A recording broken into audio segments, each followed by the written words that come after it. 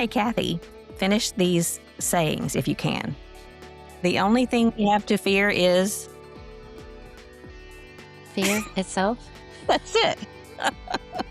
I told you these were going to be easy. Not so easy, Yeah, huh? but I have this thing where somebody can if I have to make an order on the phone and somebody says, "What's your phone number? What's your address?" My mind goes blank, like, put on Yeah. the spot, I got nothing, so Yeah. Okay, let's try this one again. You'll know this one. Action speak. louder than words, "Ha ha, You got it. May the force.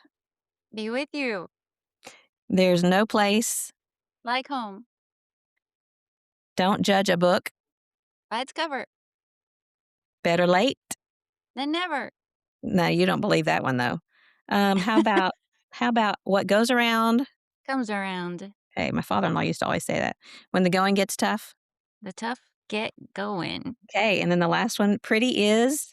as pretty does. Okay, what does that even mean? My mom used to say that all the time, and I never really quite I got the gist of it, but where does it come from? I don't know. I guess as long as you understand what they're trying to say, it's fine.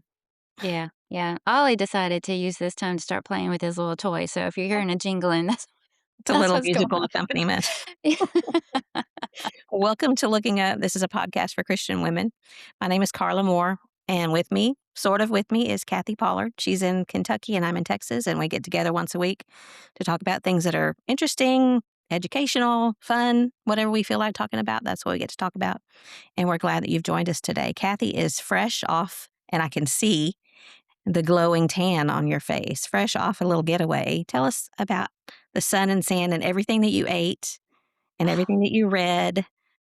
Tell us about it. Yes, yes. So we went on our little anniversary trip. We always head down to Florida. We stayed in Indian Shores, and the weather was perfect. I mean, it was, sunny and mild. It rained a couple of times, but it was always after we were in for the evening. Didn't Mhm. affect anything at all. And yeah, seafood is what we're all about. So I try and eat as many varieties of seafood as possible. So I had redfish, I had shrimp ceviche, um, clam chowder, I had a lobster roll. I just try and get in as much as I can. So, I heard of lobster rolls. What are they? Is it just like a sandwich, a lobster sandwich? it is usually on some sort of hoagie, Okay. and it's just big chunks of lobster. It's pretty basic, maybe mixed in with a little bit of mayonnaise and seasoning. Sometimes they put a little diced celery in there, but it's basically just big chunks of lobster stuffed Mhm. in a hoagie roll. Okay. Sounds okay to me. Yeah, it's delicious. And yeah, so we my favorite thing about it is, I think I mentioned this last time, we don't take our laptops. So I try really hard. Like, I don't post a quote every Mhm. day or anything like that. I try really hard just to kind of disconnect. Neil, however, still has his articles for his blog, which I share. So I had to get on to do that for Yeah. him, but other than that, we really try to just kind of disconnect and just enjoy being together. And we always pick up a few groceries when we get down there. And the place we were in this time had two decks. Ooh. So one out the front with the table and chairs, and there was an umbrella if you needed it, but it was like had an overhang, so we didn't need it. And then one out the back that overlooked the intercoastal waterway. Huh. So we go out there and have our coffee in the morning, and we'll take stuff for breakfast. We usually have fresh fruit, good toast, Good bread. scrambled eggs, juice, things like that. Yeah. And then we'll usually just take our books and chairs and umbrella and stuff and go find a quiet place on the beach and get in the ocean and swim around until we're tired and get out and read. And, we just kind of do that until we're ready to eat. And then we go find some place to eat, and Eat, so enjoy, and and then play. somewhere in there, we usually hit there's an Indian Shores coffee shop. So I had a mango smoothie twice, that was good, had a couple of tropical flavored matchas, iced matchas. Yes, I did a lot of reading. Kelly Nix will be pleased because I had just finished book 7 in the Gabrielle Meyer Timeless series before we left.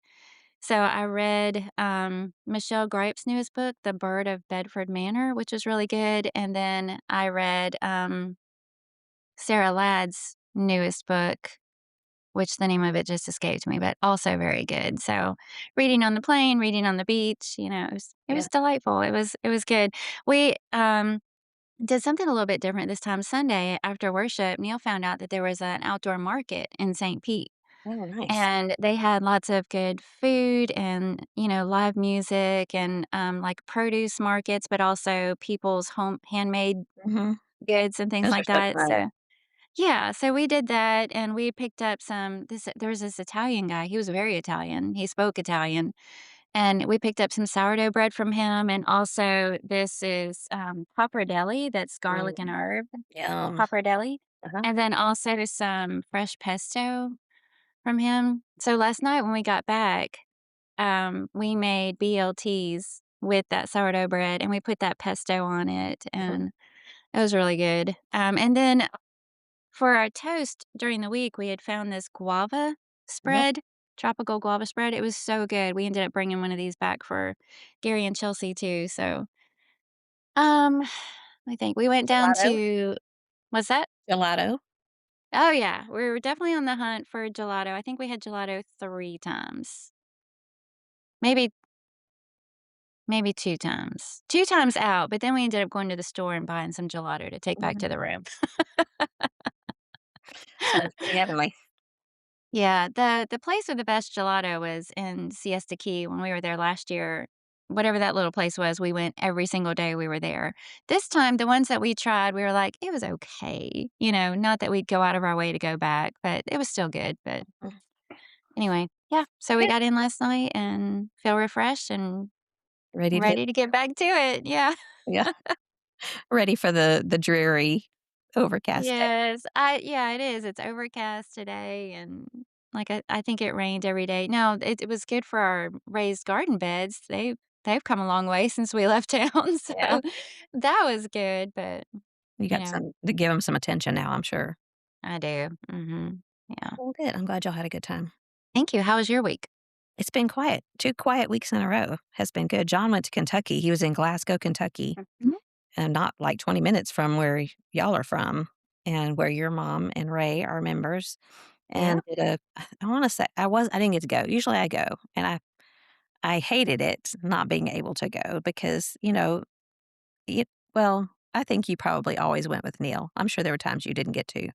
But when my boys were little and in school, we didn't always get to go, and he would come back and he'd be talking about all the people he met and the things that he did, and it was just kind of a disconnect, and so when I was able, as soon as I was able, I started going with him everywhere, and we pretty much go everywhere together now, and then you experience it together, and you know what the people he's talking about, you know them, and I know some of the people there. I know Bart and Laura Warren, and we know Tony and Melissa Shirley, they all went with us on a trip, but he was talking about other people, and it made me kinda sad that I didn't get to go with him. It did Oh. make me sad, but it was good. I needed to be here. It was good.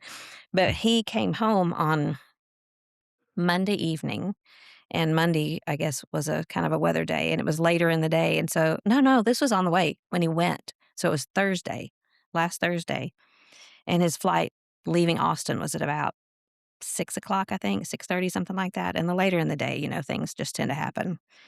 And, so I took him to the airport around 4, and I came back and went to Central Market because it's on the way, and I like that little grocery store.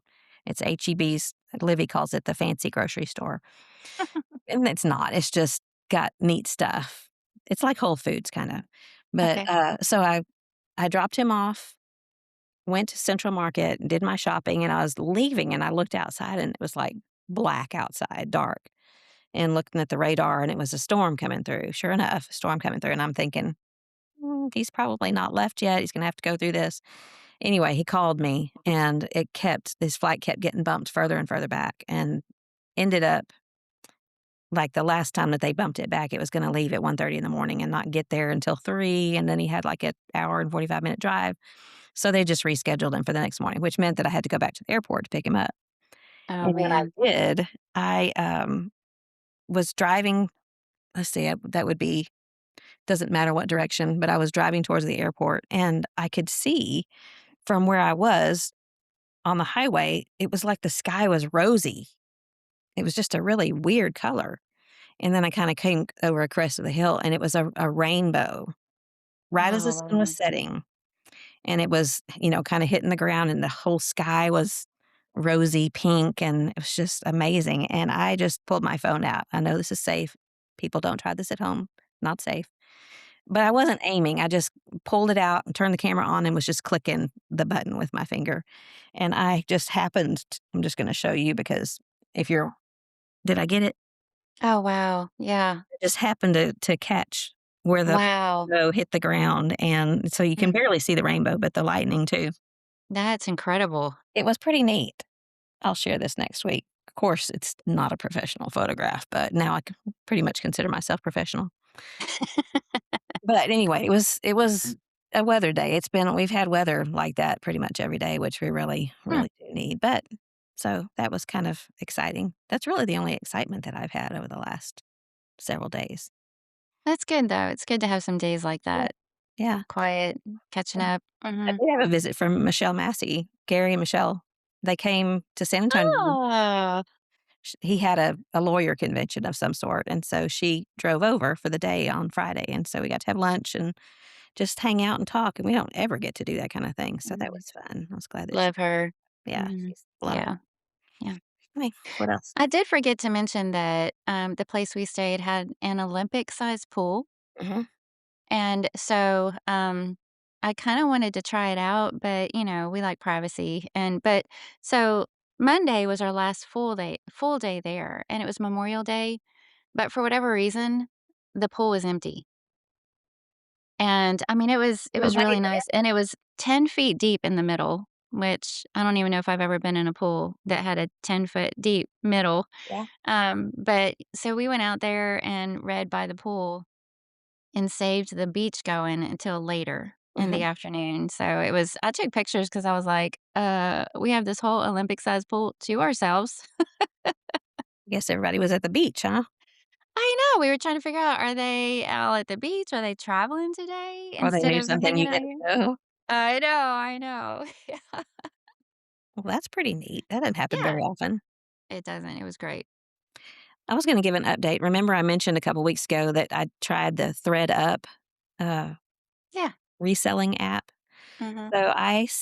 So what you do, you sign up with them. They send you a bag, or you can use a box of your own. They send you a label, and you can fill it with 30 pounds worth of stuff, whatever it is. And they give you a list of brands that they don't really want, but for the most part, pretty much anything. Um, and I don't think I had 30 pounds worth. I probably had 20 pounds worth, but I was just trying to get rid of some stuff that I had. I have had some things that I had bought to resell and just never had listed because it took time that I didn't have. And so I put those in there. Anyway, I ended up sending 22 things. And normally you pay like a $15 processing fee or whatever, which I guess pretty fair for what they do. They take your things, take pictures of them, and they're nice, professional looking pictures, list it, then they take care of shipping, and then you get I don't know exactly how the formula that they use to determine how much you get. It's not 50-50. Some of the things, if they're high quality, like designer things, you will get 50-50. But a Mhm. lot of things are more like they get 70 and you get 30. So it's kind of just a way to make a little bit if you've got things that you want to clean out of your closet. So I sent 22 things. Of those, 6 there were 6 things that they didn't want. So I was like, well, fine. It's kinda like taking your things to a resale store and they're like, "No, we don't want Yeah. that, we don't want that, we don't want that." Did But they send it back? no, no, Oh, they recycle it, which I don't know what that means, if they send it to their Goodwill or if they I don't know what they do with it, they didn't say. But huh. then they listed 16, and that was about, I don't know, about 3 weeks ago, and they'll send you updates that we've listed these things. So far, 13 of them have sold, and there's only 3 that are still listed, so, I think that they let it sit on their website for like 45 days, and then they lower the price, and then after a certain amount of time, they donate it or get rid of it or recycle, whatever. And I'm not sure yet how you get paid because I haven't there's this waiting period. They ship it to the customer, the one who buys it, and then Mhm. they have a certain amount of time to return it if they don't want it, if there's something wrong with it, whatever. So then you get either credit towards buying things on ThreadUp, or I guess you can get a payout. I think they send it to PayPal or something like that. But anyway, I thought it's not a bad way I think I calculated what I if nobody returns anything, I'll probably make about $200. So that was Wow. pretty easy $200, things that I Yeah. already had and just things in my closet. So Yeah, nice. yeah. Well, and it just cost $15. Well, and they waived the fee the first time. I don't know if I'll do it Oh, again because I don't mhm. really have that many more things that are worth Yeah. anything. I think I put everything that was worth something in that box, but Huh, kind of neat. that I is neat. Hmm. I recommend it. Yeah, I have a whole closet full of things that I keep meaning to put on Marketplace or something, and Yeah. they're still sitting in there. Well, that's kind of the beauty of it is that you can just throw them in the box or throw them Yeah. in the bag they send you, and then even if they don't want them, 'em, they're still out of your hair. They'll donate them or Mhm, they'll recycle, whatever it is. But mhm. I thought it was pretty neat. Hmm. Yeah, that's a neat update.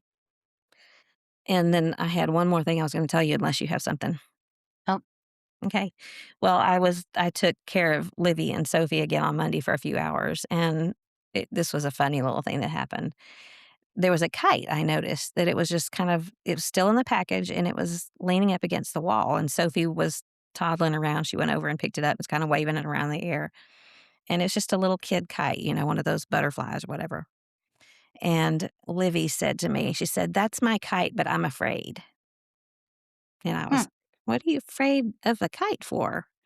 But she is I can see myself as a little girl in her because she's very cautious and very timid and, uh, fearful of things, which mhm. is probably frustrating to her parents sometimes, but I can just so relate to her, and so I started thinking, if it was me at 4 years old, what would I have been afraid of a kite? And I started thinking she probably thinks that she has to fly in the air with the kite. And I said, "You do know that your feet stay on the ground when you fly a kite?" And she looked at me like, "I don't know what you mean." So I had to find a video on YouTube to show her a person flying a kite.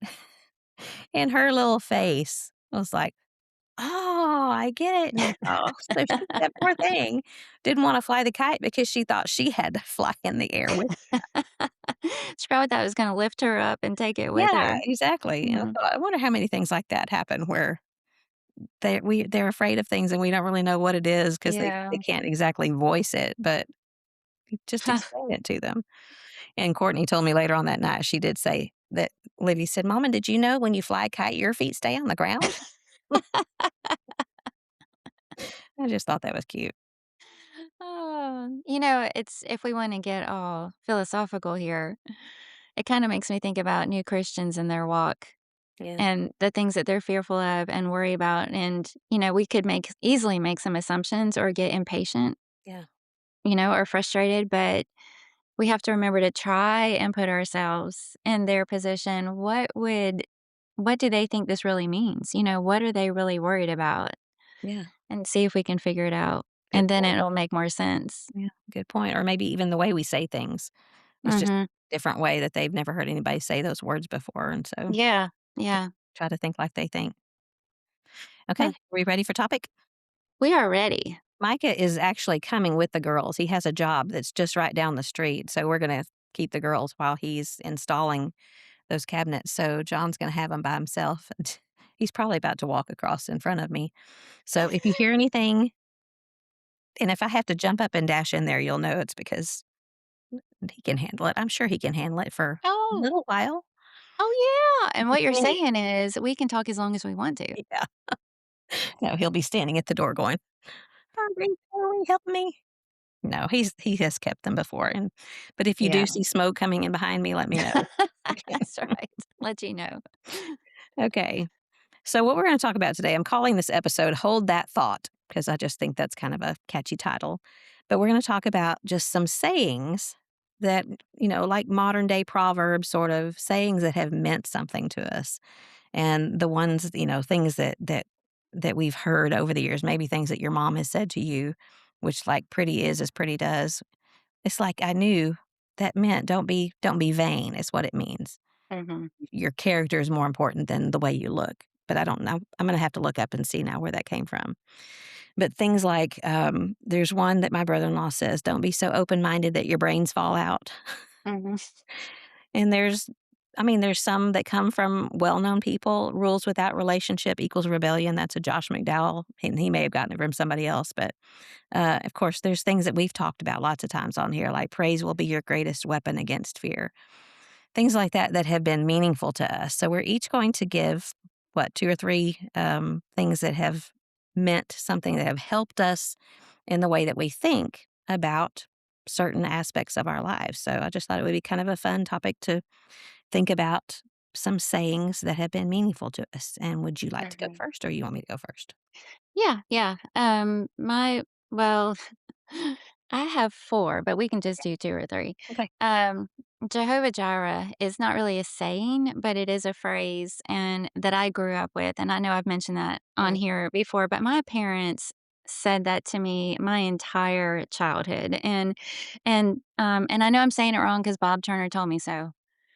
But it means God will provide, the Lord will provide, and it comes from Genesis 22, where, God had asked Abraham to offer up his own son Isaac, but, in the moment when Abraham prepares to follow through with that obedience, the angel of the Lord steps in and stops him, stays his hand, and when he looks up, a ram has been provided in the thicket to take the place of the sacrifice, and he names the place Jehovah Jireh, in the mount of the Lord it shall be provided, or the Lord will provide. And so my parents, every time we were in a tight situation, usually financially, mhm, but things just worked out somehow. Or if I was worried about something in school, and it could have been as simple as, am I gonna be able to get my assignment done in time or do good on this test or, whatever we were trying to work together with our congregation, just whatever the scenario was, if there was worry or concern, some kind of anxiousness attached to it, a little bit wringing of the hands. How is this going to work out? I don't understand. I can't see my way through, or we're not going to be able to do this. There's not enough money. There's more bills than there is, salary coming, whatever it is, tied to it. Looking back, you can see how it always works out and maybe not in the way you expect. But God always takes care of his own, yeah, always does. And a lot of times that's easier to see in hindsight. But I'm so grateful that I had parents that helped me see it in the moment. And, in particular, I believe I've shared this before, but one that really stands clearly in my mind is when I was young, my parents had a very, very tight week financially. And, um, and my sister and I, we didn't know the ins and outs of bill paying and things like that. But my when the plate came around for giving and my dad put in the money, um, my mom told me that she had leaned over and she was like, "We can't really afford for you to do that," but something happened that very week where someone just gave them money out of the blue. It wasn't for any occasion or things like that, and so they used it as an opportunity to teach Jehovah Jireh. That's one of the earliest ones I remember. I think it was in 1st grade mhm, when that happened. So all my life, that has been lodged into my brain, and, all through adulthood, um, paying bills, doing taxes, taking care of children, hospital bills or, job moves. I mean, whatever it is, there are all these unknowns that can present themselves, big changes in your circumstances or in relationships, just all those kinds of things. Jehovah Jireh, God will provide. Things may be different, they may look different. I even think about your mom and some of her concerns and the things that, in her circumstance that I know mhm, she's worried about. But you also know God's taking care of her. God loves her even more than you do. And so, but what a reminder for ourselves, that all these things that we're worried about, God already sees. It's a very Matthew 6 kind of lesson for me. And no matter, even if we have the difficulties and the trials in this life, the greatest Jehovah Jireh is still to come for every faithful child of God, yeah, and in the end, which is our beginning, no more tears, no more worries, no more cares. He's already provided it and it's waiting for us. So that's my first one. Meaningful statement to me that I've tried to live by, but yeah, grateful for. yeah. I've heard you say that many times, and I figured it would be one of yours because it's it is very meaningful, and it has been proven true over and over again, and when you when you've been through it a few times, then you know even more to look for it, Mhm.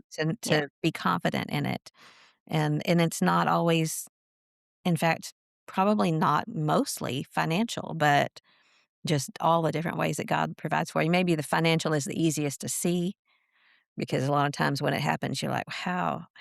That just Mhm. came out of nowhere, and God provided that." But it also means you have to look for it and know that it came from God. I remember there was one time financially that we had, and I may have even spoken about it before, but we had we had done some preparation for a speaking engagement that, and then traveled, and it ended up, it was very, very, very time consuming, and we ended up, they didn't provide very much in the way of remuneration, which you and I both know, and hopefully everyone else knows. You don't do anything for that, but Mhm. it helps, especially when you're on a smaller salary. And we came home kind of a little bit grumbly about it. And literally, it was the same day we pulled up to the mailbox, and in the mailbox was a check for like $400, which came out of nowhere, Mhm. unexpected.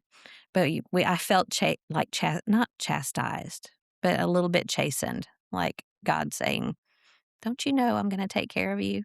You just put your head down, do the work, serve God, and I'll take care of you." And so Yeah. it can be humbling, but it is so true, and so And big. I'm glad you go ahead. No, I'm done. I'm glad you mentioned if you look for it, Mhm, because sometimes it's obvious and sometimes we just forget to pay attention.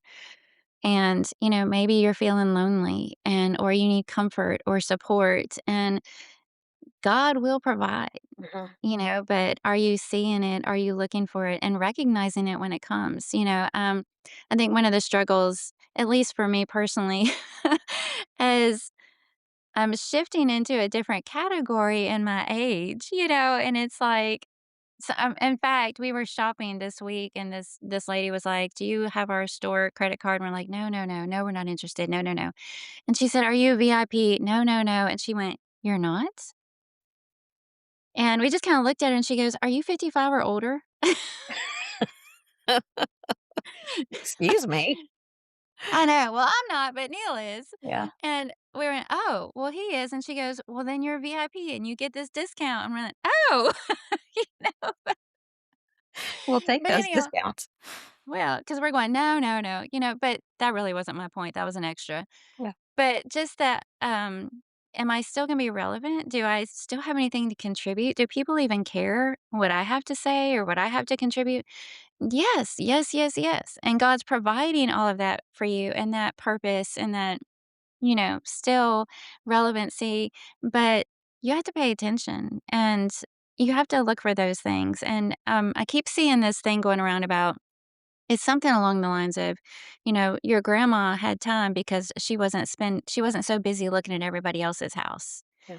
And, and basically the idea is, we can get that way too. We're so consumed with what we think we should have or what we're missing out on because we're looking at everybody else. But pay attention to what God's doing for you and how he's blessing you. But, as you say, it's not just materially or financially, it's our emotional needs, it's our spiritual needs, um, all those things Yeah. that trust in him.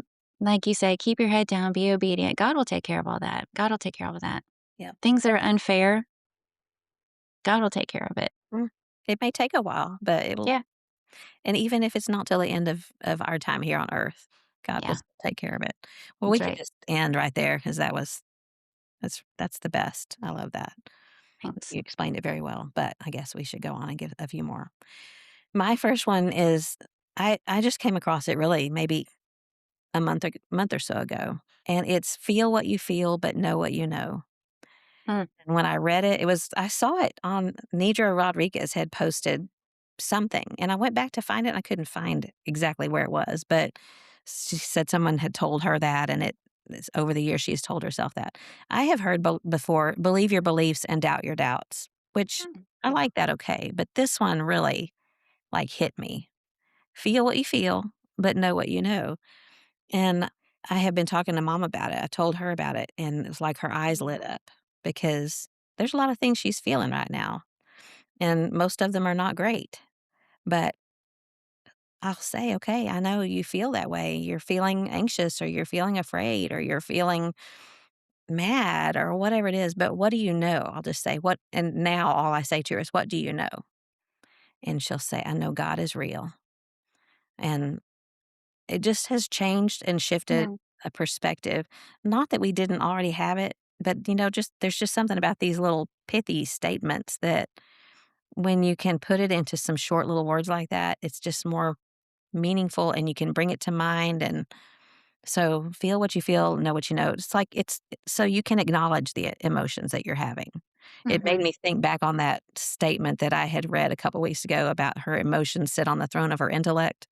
Mhm. So if you let your feelings guide you, but we know that feelings are often they're faulty or they're misleading or they're just wrong.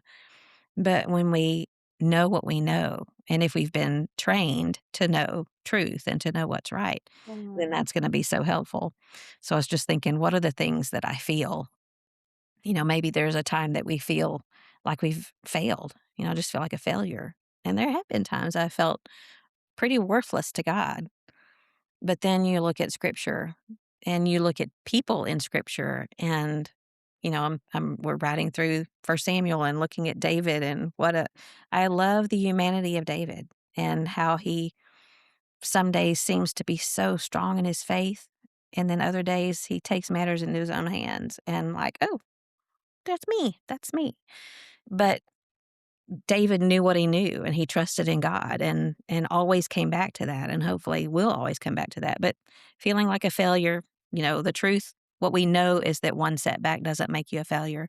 10 setbacks don't make you a failure. Mhm. Just gotta keep going. Sometimes we feel abandoned, we feel left out or whatever among our friends. They go and do something, and we're not invited, and we think we just have been abandoned. People don't love us, don't care about us. But the truth that we know, what do we know, is that people do love us. Maybe they weren't very nice that day. I don't know. Maybe there's something that we don't know, and that brings up a whole nother statement that we'll talk about later. But there's just so many feelings being hurt or afraid or feeling guilty or feeling mad or inferior or anxious or whatever it is. All of those feelings, I think you can kinda take them out and look at them and think about them and analyze them. And to me, when you analyze a feeling, it kind of reduces the Mhm. feeling of the feeling. But when you know what you know and focus on that, when you know that God knows us, God cares about us, He cares what we're feeling, and that's just something that we mom and I pray about and talk about, that God puts our tears in His bottle, and she's kinda, like, fascinated with that. What does that mean? And you remember that bottle that we saw in that shop Mhm. in Jerusalem that was a literal, I don't remember what it was called, but it was to collect tears, and just to think about that God, they're valuable to Him. None of our tears are wasted to God because He cares. When we know those things, and it made me think about that statement, "You can't keep birds from flying over your head, but you can keep them from building a nest in your hair." Not letting the feelings build a nest in your hair, but instead refusing to let that happen, but trusting in God.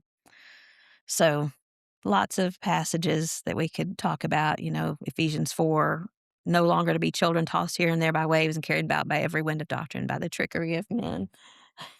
Little hands trying to come in. But speaking the truth in love, we're to grow up in all aspects into Him who's the head. And then Philippians 4, of course, the things that we're to think on, focus on, dwell on the things that are true and right and holy, of good report, all of those things. Think on those things. Those are real. That's what we know. So feel what you feel, but know what you know. I love that one. I do too, I do too, and I love how if you've shared that with somebody close to you, like you and your mom, and then you can just add that little reminder when the occasion calls for it, "But what do you know?" Just a little reminder, "This is how you're feeling, but what do you know?" I can easily see Neil and I needing that in so many scenarios, Mm, when we're having conversations about whatever is going on or whatever we're feeling. Such a good reminder, and it kinda reminds me of that conversation we had recently on here about, I think The exact conversation we were talking about had to do with resentment in marriage or bitterness in Mhm. marriage or something like that, and it was like, when those feelings come up, pull it out and question it. Yeah. And when you start feeling that way, yeah, you're feeling it, but pull it out and question Mm. it and before you give into it and feed it and act out on it. And so it kind of reminds me of that too is Yeah. what do you really know in this situation? You mentioned David and those who are doing the chronological Bible reading are doing Solomon's life right now. And we've already read all the amazing things that he did, in his kingship. We've already read all the Proverbs that he wrote. We just read Song of Solomon. And now we're at that part. Today's reading was all the foreign wives who came in and turned his heart away from God, after all of that. And the text keeps inserting that same phrase, not like his father David, who was after God's own heart. Mhm. So even after David's life, you mentioned we know David messed up and made all those mistakes, but he was still a man after God's own heart. And after his life, he's referred back to in that way also. Yeah. Yeah. Mhm. Well, and that to me is just one of the fascinating and such a valuable thing about the Bible is that it shows the both sides, the Yeah. sides when we are faithless and when we are faithful. So, okay, what's Yeah. your second one? Okay. Mine is I think we've talked about this one on here before, but I had to share it anyway. You don't have to attend every argument you're invited to. Can I have an amen? Yeah, my dad used to say that a Just lot. I love it. because it's so easy and we're constantly invited, not so much person to person when it comes to people outside of your family, Mm. but a lot of the interacting and communicating we do is online, and there is constantly an opportunity, and people are very comfortable and very free to express their opinion, if they disagree, um, or if you see some kind of debate going on, and that you run across, you don't have to give your 2 cents worth. You don't even have to put a little notification on it. You can just keep going, keep driving. Scroll on by. Don't stay. Yeah, it's like, when there's traffic and you find out there wasn't a wreck on your lane, it was the one going the opposite direction, but everybody has to stop and slow down and watch what's going on. You don't have to do that. You can just keep driving, keep going. And, I we've kind of got it ingrained in us as a society now to sort of rate things from on a scale of 1 to 5. Would I go back and eat there again? Would I stay there again? Was that movie good? Is this book good? Think about Amazon before you make any purchase at all. Mhm. I'm reading the reviews. Yeah. And and then when you do purchase something, you get the follow-up. What did you think? What is your opinion? And I think that's just kind of ingrained in us that we must express our opinion. Was this worthy? Was this worthy of my time and my money and my investment, that there's nothing wrong with that until it starts interfering with our relationships too, and we think we need to express our opinion or get involved in somebody else's business, somebody else's conflict, somebody else's debate, you know. No, no, no. Yeah. Step away. You don't have to participate. And, there I'm sure this happens to everybody, but people are gonna push your buttons and they're gonna come along and provoke you and they're gonna prod you and they're gonna maybe even comment something that's not true or fair or right. And it's so tempting to wanna get on there and say, well, actually, Yeah. and defend yourself or whatever it might be. You don't have to do that. Just because they're opening the door, you don't have to walk through and attend the argument.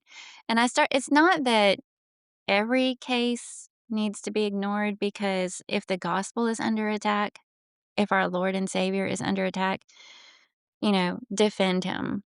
And even then,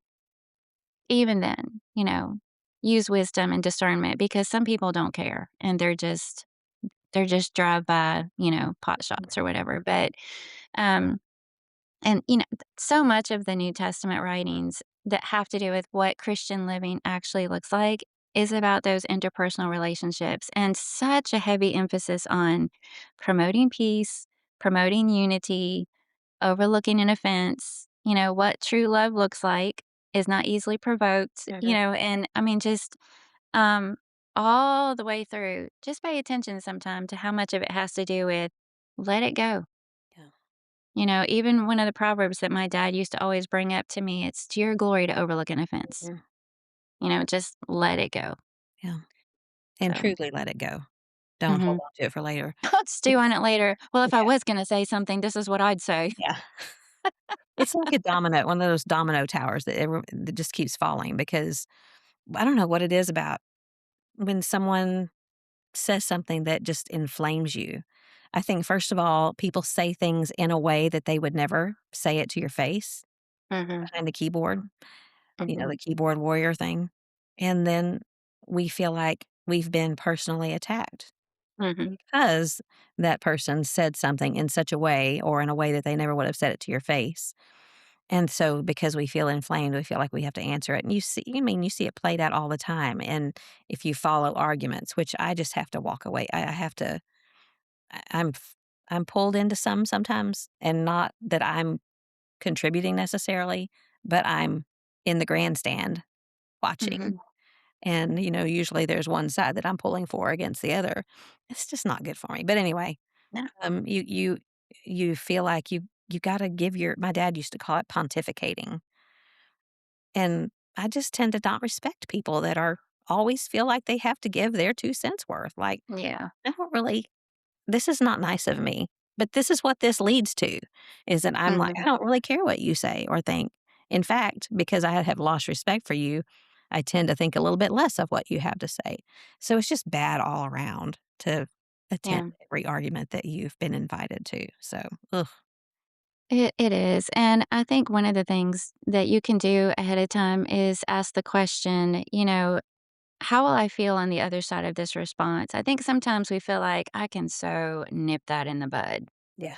I can wrap an argument around them, and maybe you can, but it may feel gratifying in the moment, but it's not gonna promote peace and unity, and it's probably not gonna help anything at all except throw fuel on the fire, that's already blazing, I mean, it's just not gonna help, and usually, if it's somebody, on a YouTube channel, you're gonna have strangers say Like, things, mm, and I can just brush that off because I don't know them. If yeah. it's somebody that does something a little more close to home, like if I've shared a quote and somebody says something or whatever, I usually think, um, "Can I let this go, or is it a case where if I don't say anything at all, it's gonna come across like I'm ignoring them or being rude?" Is this a genuine misunderstanding? Is this a genuine concern? Is there validity to me actually taking the time and in kindness trying to create understanding? I mean, most cases, not. Yeah. And also, I feel like if somebody has something to say, or if I have something to say that's important enough to address, I should do it in person. Mhm. You know, if it's somebody that I don't even have a close relationship with, we don't even live in the same state, Yeah. but if it is worthy of addressing and, you know, engaging in that conflict or that argument or whatever it is, then I should probably have it face to face. And if it's not worth doing that, then it's not worth addressing. I mean, just let it go. Yeah.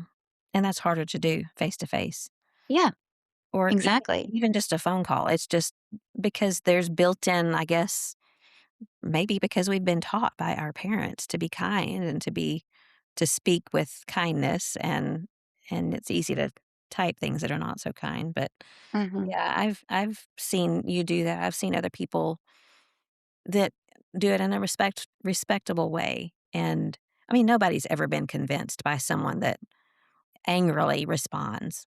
In fact, mhm, it's just gonna push them further away and make them go look for another argument to shoot you down. It's just there's mhm. nothing good about it, so stay out of it. Just learn to if you can't handle it, then stay off social media. That's why I leave So, the yeah, Springs neighbors page because I mean, it's yeah, just a bunch of people that have no what feels like anyway, have no morals. They don't care what anybody thinks about them. They can use whatever language, they can say whatever they want, and I can't. It just it just makes me angry, so I have to stay away. Yeah, ours we actually have a lot of people moving into the area that are looking for a church home, and they'll say that. Yeah. And so I stay on for that, and I also stay on because they're in the know about the new like, the new where's the new Publix going or where's the new Costco going, things like that I really wanna know. Today's, though, I saw somebody wanna know, who could come and get rid of some ghosts because their house is literally haunted. This is not a joke. Okay. Did you volunteer? I did not. No. But I will be going back to see the responses. Yeah, there is some entertainment value for sure. They were like, "This is not a joke, this is serious, and it is very scary." What kind of responses were there? It just got posted when I saw it this morning, so I don't know yet. I have to go back. Stay tuned. Yeah. Well, I'll be interested in hearing more about that. Yeah, well, I have my friend Bonnie for that. She keeps me informed about everything that's on Dripping Springs Neighbors or TikTok, 'cause I haven't done I rarely do Snapchat. The only thing that I get on there for is my brother sends me things on there, which is weird because Mhm. he's older than I am. But TikTok, I just don't have time for it, but she'll tell me, "That's where you get all the good recipes, that's where you get all the news." Okay, well, you just let Yeah, me know if there's something I need that's to know. right. Thanks. That's right. That's what I do for Neil. He's not on anything, and so I pass along the good stuff, Yeah. but when you said I have my friend Bonnie for that, I had just said something about, exorcism or removing ghosts, and you said, "I have my friend Bonnie for that," and I'm going, "Hmm?" She probably knows something about that too. She That's wouldn't right. surprise me. Okay. My next one is show me your friends and I'll show you your future. And we used to say this to the boys all the time when they were growing up and it just means that your circle influences your direction. The people that you're closest to have such a Yeah. huge influence on you and you can choose who you surround yourself with. And Mhm. when you think about I got pulled into a Netflix documentary. I ended up having to turn it off because the language is bad, but it was about a girl, teenage girl, probably 16, 17 years old, who drove her car into a building with her boyfriend and another guy in the car with her. And of course, at first, everyone thought it was an accident because she was injured too. But it turns out she was convicted of murder, these two guys. And the point about this, show me your friends, I'll show you your future.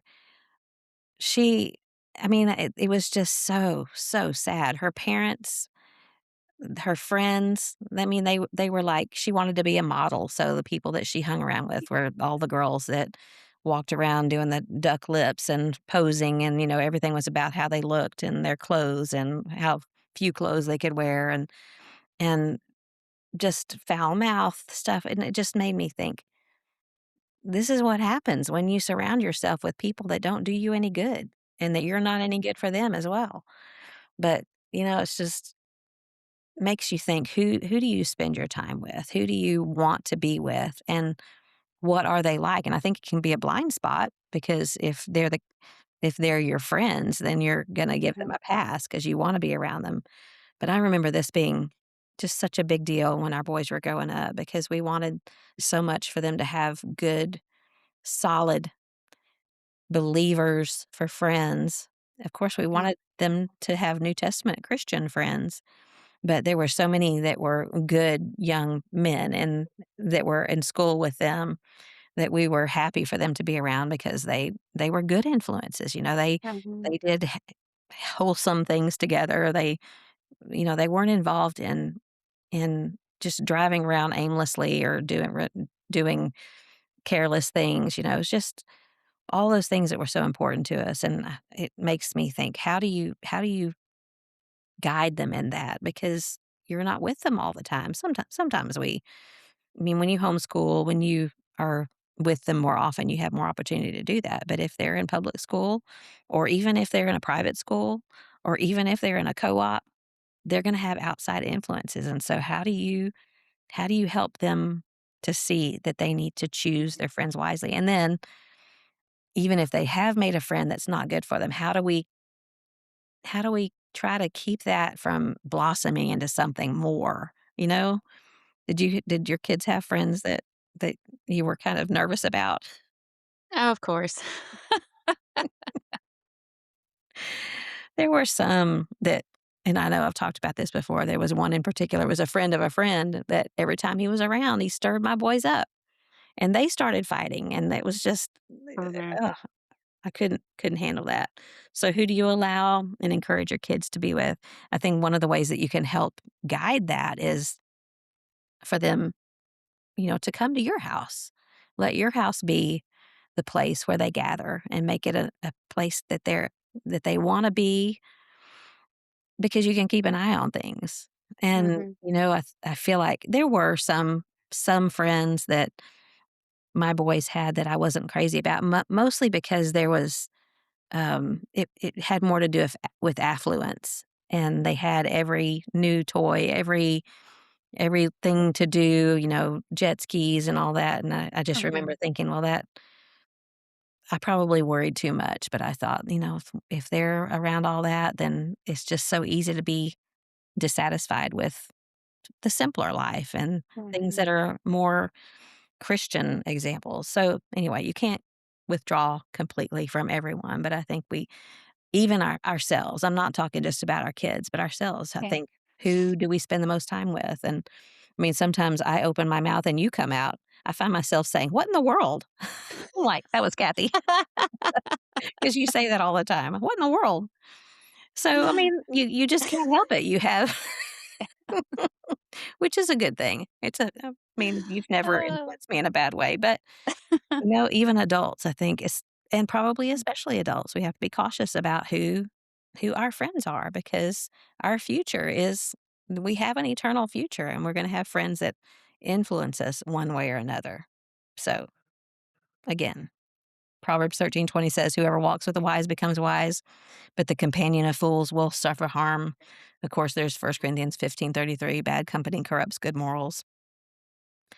Then things that you can ask yourself, who is the loudest influence on you? Who is the loudest voice around you? Of course, that would be John for me, but then there's others that, maybe books that I read or things that I listen to on TV or people. So I think it's just something good to self-examine. What attitudes am I absorbing without even knowing it? Mhm. Things that we need to think about. Am I a friend? Am I the one that positively influences other people? So that's my second one is show me your friends and I'll show you your future. Yeah, my first thought was how, even as adults, the things that we struggle with, how much of that is directly related to who we're hanging out with and who we're spending the most time with. And, if you're having trouble in your marriage and not feeling very respectful towards your husband or, being grateful for everything that he does for you, whatever, but your friends all love to get together and husband bash. Yeah. Hang around people that they adore their spouse and they talk good about their spouse, and if you're already struggling with that, the last thing you need to do is hang around people that have no problem Yeah. dissing their spouse. Um, if you're struggling in worship, spend time with people who love to be there with God's people and who love to sing out with joy, and if you're struggling in your personal Bible study, hang around women who love to talk about the Bible and talk about Bible things. I mean, there are just so many things that we can not just look at that negatively, but the positive side of that. This is something I know I need to grow in. So let me look for people that I see, are strong in that area so that that can rub off on me, in all of those ways too. And So, usually those uh, people are going to be, they'll be welcoming to you because they are joyful in their worship. They are wanting to study scripture. yes. So they're going to be the kind of people that are welcoming to you. Yeah. If you're struggling with your priorities, hang around families that have their priorities in line and you can see it playing out in their lives and their decisions. Mhm. But you had mentioned, or I had just mentioned that just got through reading all the Proverbs written by Solomon. And like 1 Corinthians 15:33, it's amazing to me the way the chronological Bible breaks it down is by subject. Mm. So all the Proverbs on the tongue are together. All the proverbs on money, adultery, anger, self-control, Mhm. and so many of them have that same warning in there, don't hang around somebody given to anger, Yeah. lest you learn his ways. Don't hang around a brawler, lest you learn his ways. The adulterous woman, there's all these warnings about don't go anywhere near people who are gonna play with fire. Yeah. and be flirty because you'll get caught up in that, so a lot of them have to do with not only is this wrong, you shouldn't have anything to do with it, but don't hang around people who do play around with it or toy with it or whatever it might be. Yeah. I just remember that being such a big deal when the boys were younger and wanting so much for them to have good influences on them and trying to Mhm. provide mentors for them because you can't really force a friendship, you know? You can't say, "Oh, you 2 need to be friends." It's just kinda you can provide the means and the opportunities, but some people just don't click, you know? They're friendly to one another, but they're not gonna be fast friends. So sometimes Yeah. it's changing up the, atmosphere, different groups of people, but just making sure, like you're saying, that you're in the right place and looking in the right place for it's like the women who are looking for a good husband. Look in the right place. You can't go looking in the wrong place and That's find the right right. husband. So, yeah. Wasn't that a song? Go ahead and sing it, yeah. Looking for love in all the wrong places. We're dating ourselves. We are. Listen, with our boys, though, I was so grateful when they picked the friendships that I knew were good for them, and even adults, I never really wrestled with jealousy if I felt like some other adults came in and my boys started acting like they'd rather spend more time with them because I wanted that. I wanted God to surround them with people that Yeah, would make it easier for them to love the Lord and follow Him. I was grateful for every strong Christian influence. I was grateful for, um, when they found their wives, that they found Christian women, and I knew, yes, yes, yes, love them more than you love me, hang out with them more than you hang out with me. I want God to put somebody in your life that's going to make it easier for you to go to heaven. yeah, I was just so grateful for that. Never worried about where I fell into yeah. things. I just wanted them to be so surrounded. And maybe sometimes we need that same fervency for ourselves, Mhm. that we feel for our children and being careful with who we surround ourselves with. And there is definitely an aspect to consider about how God wants us to be the light in the environments that we're in. But the people that we're spending the most time with, we are picking up their habits and influenced by their habits and their attitudes. And so we should be just as diligent and fervent in wanting that for ourselves, wanting to surround ourselves with people who make it easier for us to go to heaven. Yeah. That's another Jehovah Jireh thing, I think. What you're talking about, Mhm. especially with your boys, the people that come along Yeah. oftentimes are God sent in their lives to be an influence. I can look back and see all kinds of them that were in our boys' lives that you have to make opportunities. You have to be at the youth devotionals or at the youth camps, and I mean, we this could spiral into a whole a whole topic of things, but um, yeah, it's so important who you choose to be around and who you let allow your children to be around and encourage them to be around. So super Mhm. important. Okay, Yeah. what's your next one? All right. My next one is Let's just each one do that one more. okay. Which one do I want to do? I'll do this is one that Neil's grandpa said all the time, and it's the old man lives with what the young man does.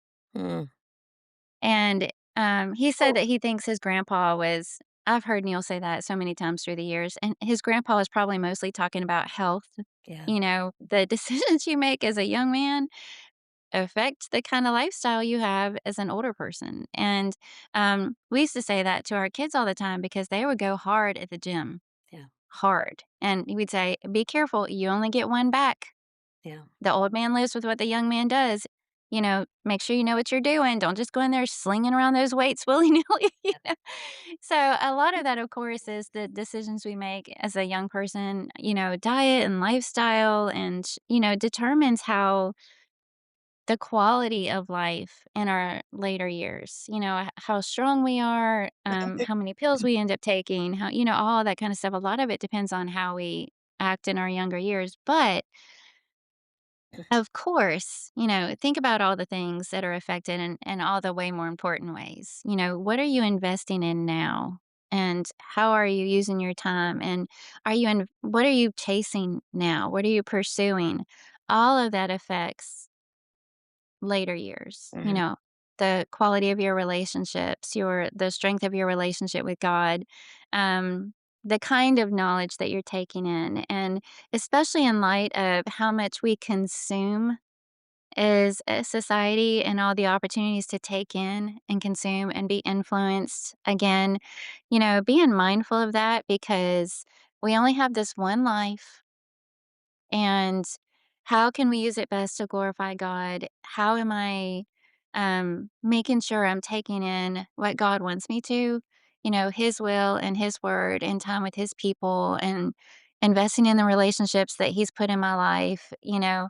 um, instead of just mindlessly scrolling or taking in everything else, because we only get this one life and the old man lives with what the young man does. Mhm. And I don't want to look back with regret. I already do. Yeah. I can already look back at wasted opportunities and things I'd wish I'd done differently or missed out on because I didn't do it. And so that's my next one. Well, Let me see if I go ahead. it feels like you have all the time in the world when you're Yes. 25, 35.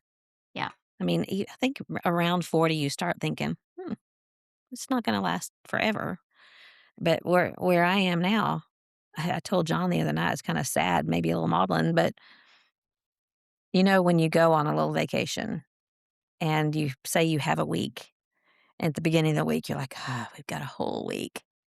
And then day 3, you're like, I see the end of it. And you're Yeah. kind of dreading the end of it as you approach it. And then Yeah. by the day before, you're like, oh, where did the week go?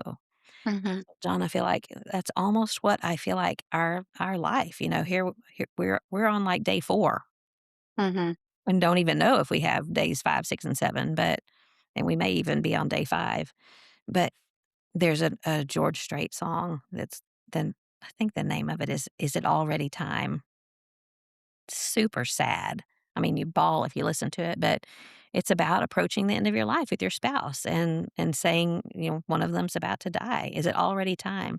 Just feeling like the time has flown. And I mean, we're coming up on 40 years, and I think I've been with him twice as long as I was without him. And it just the things that you as a young man or a young woman, you just don't pay attention as much as you wish you would have later on, Mhm. talking about with your health. It reminds me of that article. I know I shared it with you, and at some point I want us to talk about it as a topic, but it's called Meet an Old Lady. Mhm. Mom used to pass it around to every class she ever taught, but it's a hard thing to read as an older woman. As a younger woman, you look at it and you go, "Oh yeah, that's I." It's about you become the woman that you feed. You become the woman that whatever you put into yourself. Mhm. That is hardening over time. But it's not just outward stuff, but it's inward. The way you think, when you're negative and critical privately and you think, "Oh, I'm just that's nobody knows that." It becomes more and more obvious the older you grow and when you start to lose filter. Mhm. And that's so when you talk about the old man lives with what the young man does, I think about Meet an Old Lady because we are becoming that old lady. Is it gonna be someone who is soft and kind, or is it gonna be hard and bitter? And we have the ability to put into ourselves as we grow, but we have to be mindful and intentional about it, and oftentimes we're not. Yeah, I know I've mentioned this on here before, but it reminds me of when Neil and I were first married, the little congregation that we worked with, there was a lady there that everybody called Aunt Mag. She wasn't my Aunt Mag, but that's what everybody called her. And, one day I was 20. I had just turned 20 when I got married. So she was having one of those, "What do you wanna be when you grow up?" Mhm. conversations with me. And I thought I was being kinda cheeky, and, because she was a little old lady, and I said, "A sweet little old lady." And she said, "Well, then you better be a sweet young lady." Yeah. And I was just so taken aback, but that has stuck with me for years because it's exactly what you're saying. And those Mhm. tendencies that we're creating when we're young are more exaggerated when we're old. Yeah. And sometimes when I'm snarky or sarcastic or grumpy or I catch myself not smiling, my resting face is not attractive. And when I catch myself that or I see we were riding the little rail at the airport yesterday, and there was this lady, she was really sharply dressed, you know, little older lady, sharply dressed and everything, but her mouth was like, you know, just for those of you not watching, just kind of First. stern and Yeah. pruny up, you know, and she's had this, like, perpetual scowl. Mhm. And I remember looking at her and I'm thinking, "Is that her resting face or is she just that way?" You know, because and it was this reminder of, you know, whatever however we are now, it's just gonna be that much more exaggerated when we're older. But think of all the you know, I've been talking about some things that we might have regrets about, and certainly grace plays into that. God says that when we transgress, but we repent, we ask for forgiveness, He puts it behind Him. He doesn't see it anymore. As far as the East is from the West, you know, all those beautiful visuals that He gives us in His Word. But sometimes we still hang on to it. And you know, I can easily recall things that I did when I was younger and when I was not so young that I repented of and received forgiveness for, but they're with me. Yeah. They're always with me.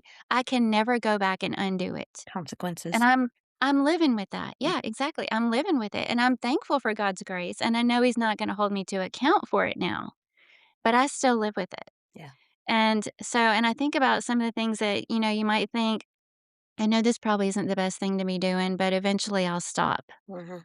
Or I know I shouldn't be in this relationship or engaging in this habit, if you will, or whatever it is, but one day I'll stop.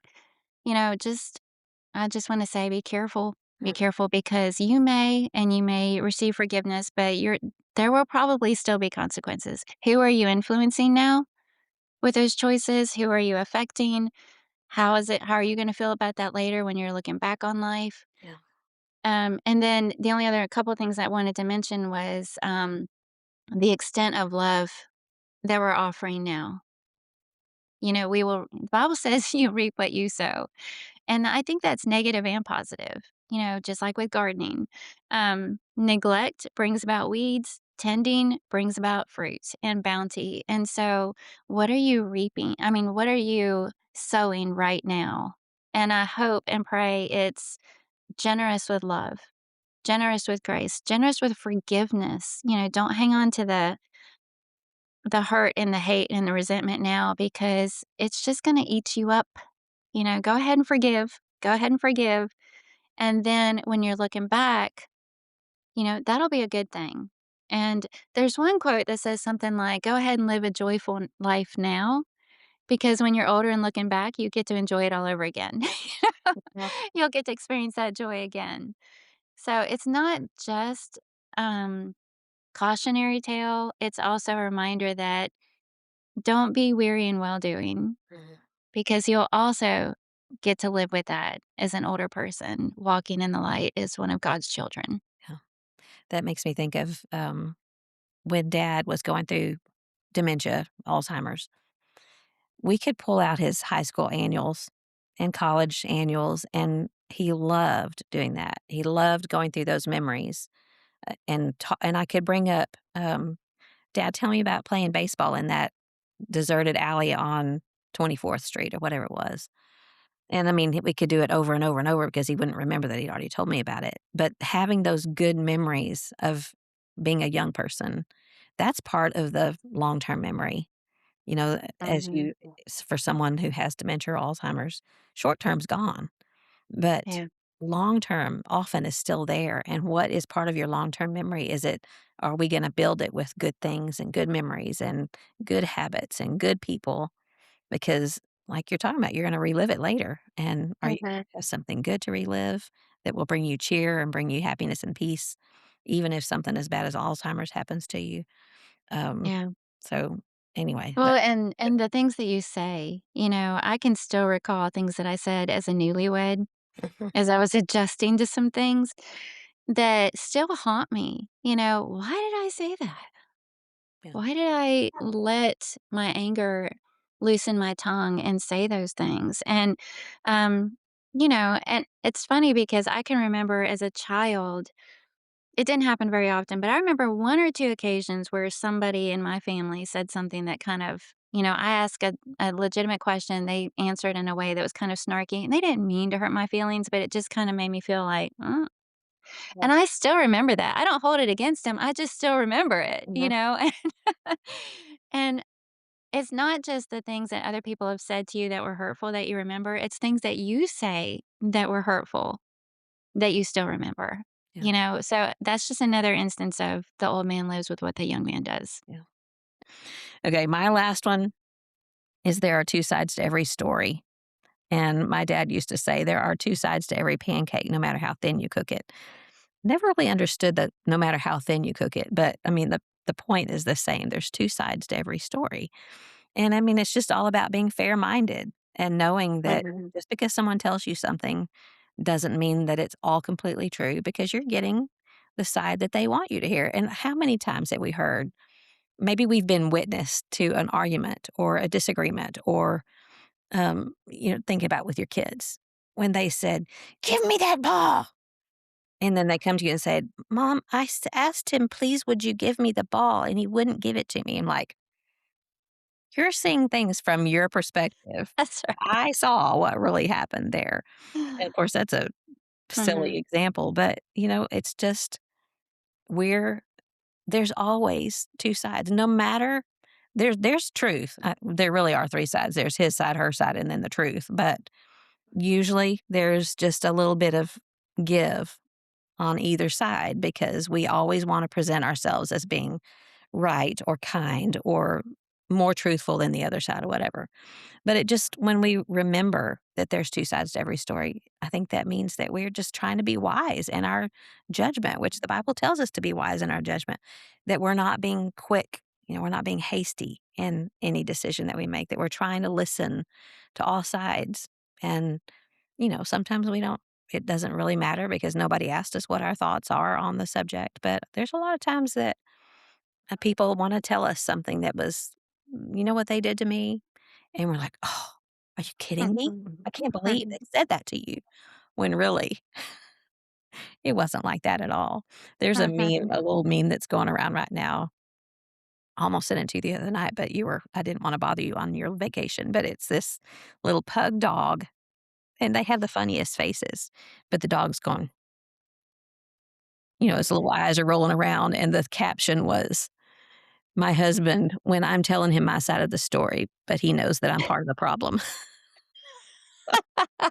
Yeah.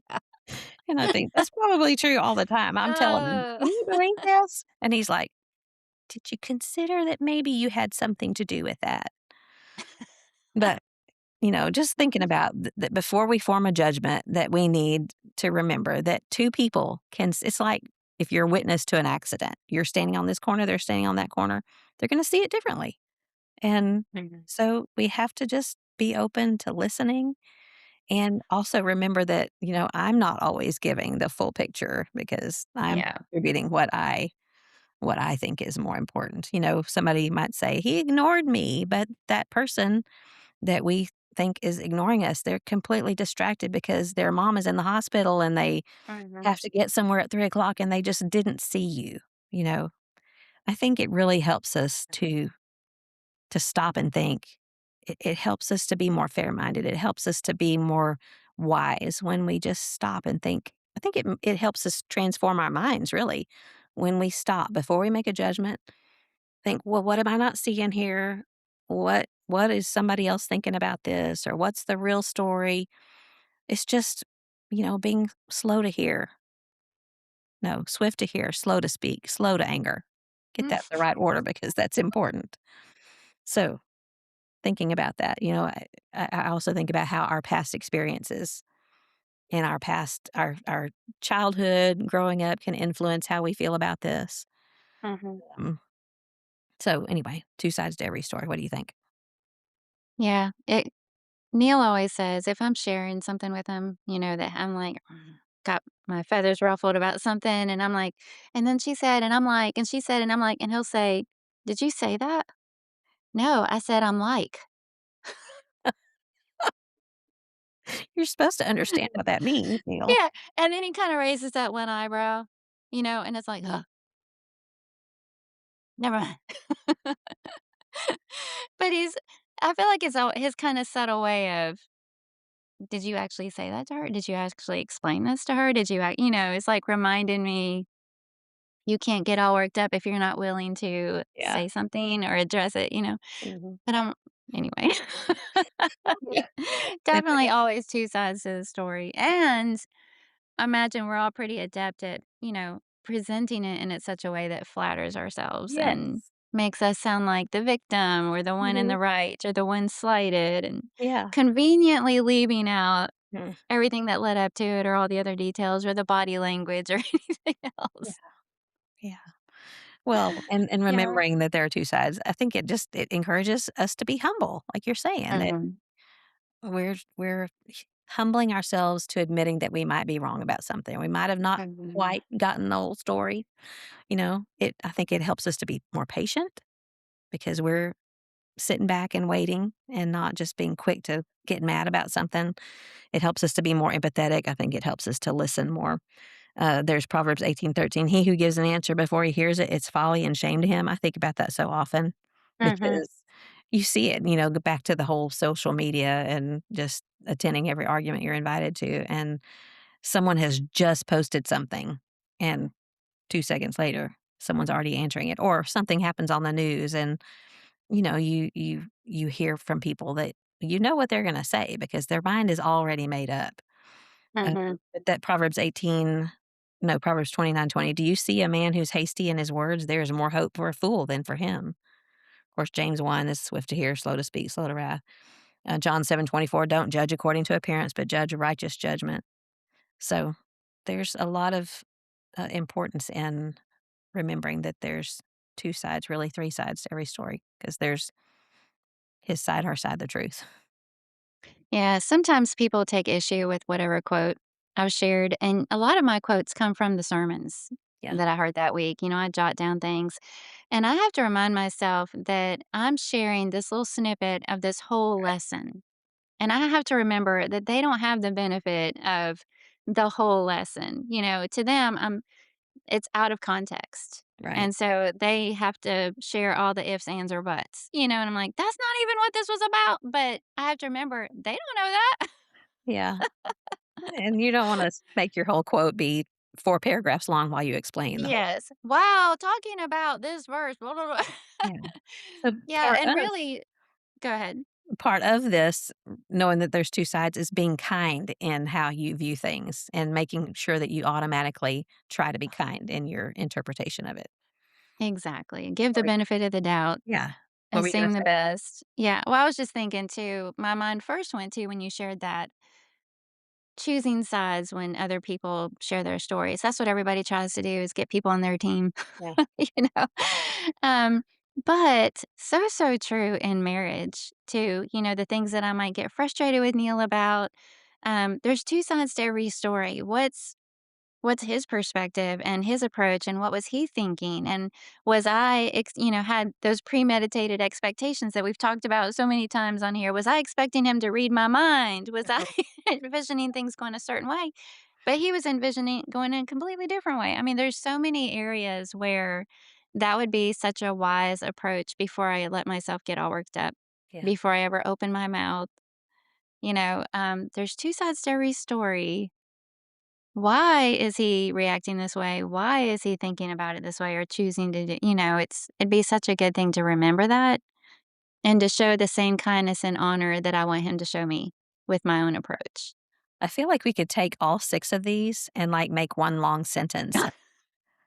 Yeah. 1, because your old man lives with what the young man does, and, Mhm. they all fit together in one way or another, so interesting. Yeah. Well, what Yeah. was your guess what? We've already gone over again, but what was your 4th one? Just say it. Oh, it was, don't let your mood dictate your manners. So I'm glad we don't have time for that, Oh, okay? so sorry. So sorry, we can't talk about that. I'm so sorry. Yeah. Well, mine was we've talked about it a gazillion times, but the expectations are just premeditated resentment. I mean, I think I've thought of that so many times. It's not 100% true, obviously, but Mhm. so often it is true. Okay, Yes. that was fun. I enjoyed talking about that. Just Mhm. having some different little things, sayings to remember. Hold that thought. Okay, Yeah. let's. We should ask people in the group to Yeah, share some of theirs throughout the week. definitely, definitely. Yeah. So, what's for supper? I'm probably gonna do fish tacos because we've been out of town and And you we haven't picked had up enough a couple seafood items lately. on the what's that? You haven't had enough seafood lately. Well, can you really ever? Yeah, but it's just real easy on a Wednesday night, so Mhm. I'm probably gonna do that. I already mentioned that we had the BLTs with pesto last night, but Yeah, just something simple. yeah. Okay. What are you having? It's Wednesday and the girls are here, and I probably won't cook, but I am going to make this that I heard about just this week. It's dirty spaghetti. Have you ever heard of dirty spaghetti?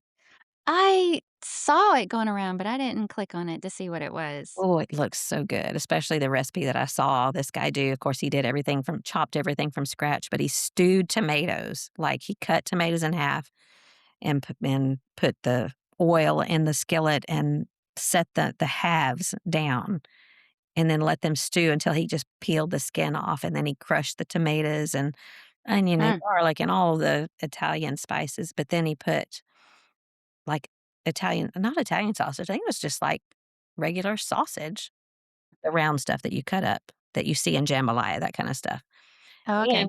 and ground beef, and mixing all those spices up into, more tomato paste and things, and then you take the Boursin garlic and herb cheese and just set it in Mhm. the middle and let it melt and stir it in. Ugh, Yum. cook the spaghetti, stir the spaghetti in so it's like a one-pot dinner. That sounds good. Sounded so good. So that's I don't think I'll make it tonight, but maybe one day later this week. Hey, everybody give me suggestions about what to do with this garlic and herb pappardelle. Just eat it. Well, yeah. I mean, it's garlic flavored, Mhm. Yeah, it's in infused. the pasta. Yeah, You yeah. can make a, like a fettuccine alfredo. Yeah, yeah. That's usually a little rich for me, but I was trying Me to think, do I too. wanna do, like, just to toss it lightly with a little olive oil and freshly squeezed lemon Mhm. or some lemon and herbs or maybe a little butter? I don't know. I need some ideas. Yeah, that'd be good. Some We ideas, talked yeah. last week and I said I was gonna make that lemon chicken pasta, but Mhm. Cindy said she was making chicken enchiladas, and when we got finished recording, I thought, "I've got everything to make chicken enchiladas. I'm just gonna do that too." So that's what we had last week. Yeah, I feel like somebody's always listening in because I just saved a recipe that ran across my feed that was chicken enchiladas, but Mhm. it was all in the crock pot. Ooh. And it was like, "This is the perfect Sunday dinner," and I'm always looking for that. Mhm. So Yeah. so I'm gonna try that, yeah. Cool. Alright, do you have something good for me? I do, and you may have shared something like this before because I feel like it was so familiar, but have you shared one of these? Yeah, Okay. Jake showed it to Well me. Mhm. yeah. Okay. So that outdoor market that we went to in St. Pete, there was a lady that makes these and it's got, I don't know if you can tell on the screen, but it's got it's a little bowl for those of you who are just listening and it's got rough, pokey things in the middle. Yeah. But basically, you can take your fresh garlic and just press it against it, and it kind of shreds your garlic. And then you can put your herbs in there and drizzle your olive oil right here on this little plate, and then Mhm. dip your bread in it. Yep. Um, but it came with a little stand. She had them in all different colors, and it comes with this little. Well, I didn't actually take it out of the package. Hold on. Okay, Neil gets mad when I open something with my teeth. I do it He all the always time. says, "Don't do that." It came with this little brush right here. Yeah. Uh-huh. So that if you're doing garlic in there, you can then if you wanna use it in a recipe, you can turn the plate sideways and just brush it right down into your recipe. But the little card that came with it, and they had all these displayed, you can do garlic, ginger, turmeric, onions, peppers, citrus, nuts, chocolate, it grates, purees, zests, and more. But the plate itself is really pretty, so you can Mhm. just do it right in there and put it on your table and I but imagine anyway. that little brush helps get the skin off too. Once you've crushed it, you can brush the skin out. I don't know if Yeah, yeah, skin the right word or peel. I guess peel. yeah. Okay, my something good for you is a recipe for tomato basil soup that Heather Southard gave me just out of a Mm. couple months ago. She sent me this recipe. Probably was in the wintertime because it's kind of a warm soup recipe, but that's what I made when Michelle came over Friday. And it's just a different kind because it has a half a can of cream of chicken soup and a half a can of cream of mushroom soup, which, Huh. of course, and you blend it, so there's no chunks of anything in there. Uh-huh. But it's got, the San Marzano tomatoes and, um, garlic and, of course, fresh basil and that half can of each of those soups, Huh. and, of course, heavy cream. I I don't ever eat a whole lot of it because it's so rich, Mhm. but it is so rich that it's a little hard to enjoy, but yet I can enjoy a few bites of it. But I'll share that recipe next week. I feel like That my sounds focus good. is always food. Well, I mean, food is fun. Yeah. God gave us food, right? He did, he did. It's okay to enjoy it. Yeah. Well, this has been fun. Thanks for your good statements, your sayings to live by. They were really excellent and helpful. And I hope that this will be something that's helpful to everyone listening in. We'd love to hear what your hold that thought might be. And Mhm. let's share those next week in the group. And Sounds good. yeah, just come visit us in our group on Facebook, Instagram, YouTube, like and follow and all that good stuff. And until next time, Keep looking up. all right, I love you and I'll talk to you Love you soon. too. Alright, bye. Bye.